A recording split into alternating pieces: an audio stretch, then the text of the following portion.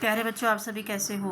आज की इस वीडियो में कक्षा छठी मल्हार पुस्तक और कविता है मैया मैं नहीं माखन खाया।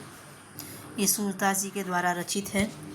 पद हैं ये छोटे छोटे से और श्री कृष्ण जी और माता यशोदा के बीच की बातचीत है, तो बड़े ध्यान से पढ़ते हैं।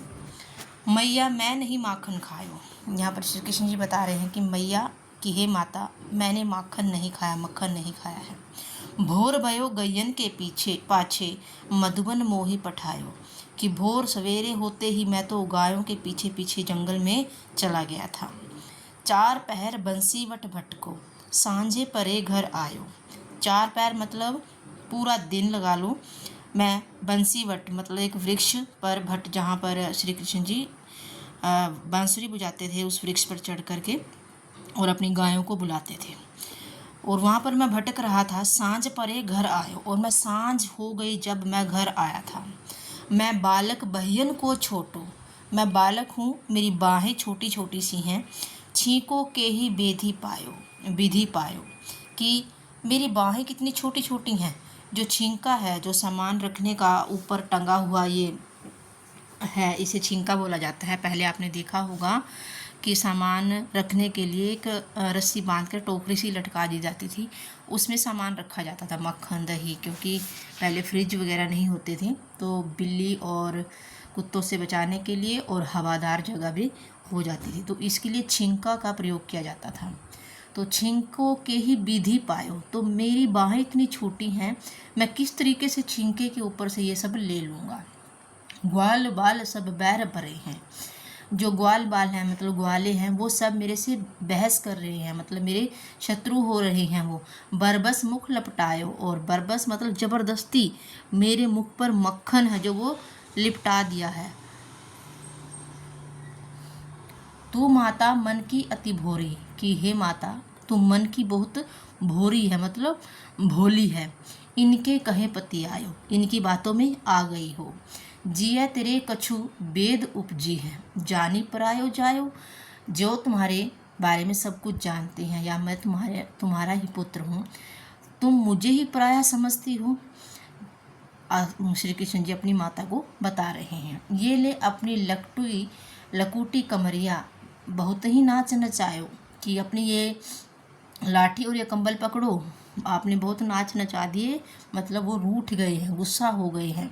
सूरदास तब भी हंसी जसोदा, सूरदास जी कहते हैं फिर यशोदा मैया हंसने लग गई। ले उर कंठ लगायो, और उन्होंने उठ करके अपने गले से श्री कृष्ण जी को लगा लिया। तो यहाँ पर जैसे माँ और बच्चे के बीच में संवाद होता है, आपने घर में भी देखा होगा। माँ आपसे कुछ पूछ रही है तो आपके और आपकी माँ के बीच में भी ऐसे ही बातचीत होती है।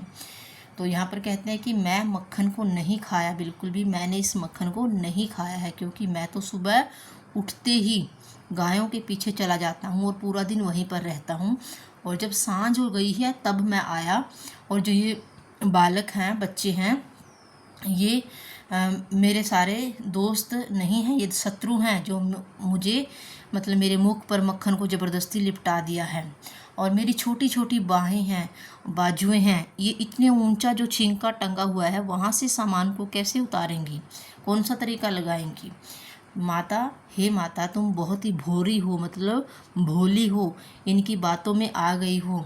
जिया तेरे कुछ भेद उपजी हैं, जो तुम्हारे मतलब पुत्र हैं, जानी परायो जायो, तुमने उन्हीं को पराया या बेगाना समझ लिया है। ये लो अपनी लाठी और अपने कंबल, मतलब श्री कृष्ण जी जब गाय चराने जाते थे तो उनके पास एक लाठी और कंबल होता था, तो वो कहते हैं कि अपना लाठी और कंबल ले लो, और बहुत आपने नाच नचा दिया, मतलब आपने बहुत परेशान कर दिया, अब मैं ये गाय नहीं चराऊँगा। बस वो गुस्सा हो गए और एक तरफ रूठ कर बैठ गए।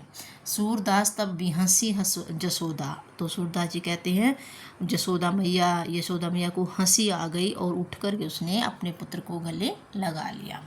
तो ये पिता पुत्र मतलब माता और पुत्र के बीच का संवाद है। और ये छिंका है, ये सामान लटका हुआ है, आपको ये दिखाई दे रहा होगा, इसे छिंका कहते हैं। रस्सी बांध करके ऊपर मटके लगा दिए जाते थे और सामान रखा जाता था यहाँ पर, इसे छिंका बोला गया है। तो वो कहता है कि मेरे तो छोटे छोटे हाथ हैं, इस छिंके को कैसे मैं उतार लूँगा, ये सारे जो मेरे दोस्त हैं ना, ये मुझसे जानबूझ के मेरे साथ ऐसा कर रहे हैं। ये बंसी वट है, जहाँ वृक्ष पर वो चढ़ करके गायों को इकट्ठा करते थे बंसी बजा करके। और ये कवि का परिचय है।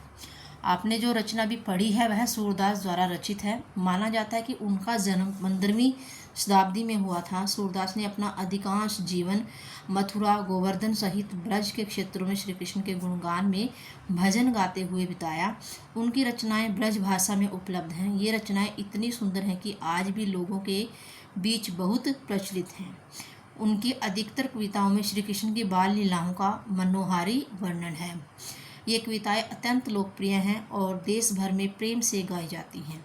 अपनी उत्कृष्ट रचनाओं के लिए वे महाकवि सूरदास कहलाते हैं।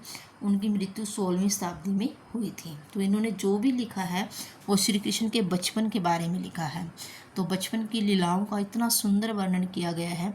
जबकि सूरदास जी जन्मान थे, जन्म से ही अंधे थे, लेकिन जो उन्होंने वर्णन किया है वो कोई आँखों वाला व्यक्ति भी वर्णन नहीं कर सकता। इतना सुंदर वर्णन उन्होंने अपनी कविताओं में किया है।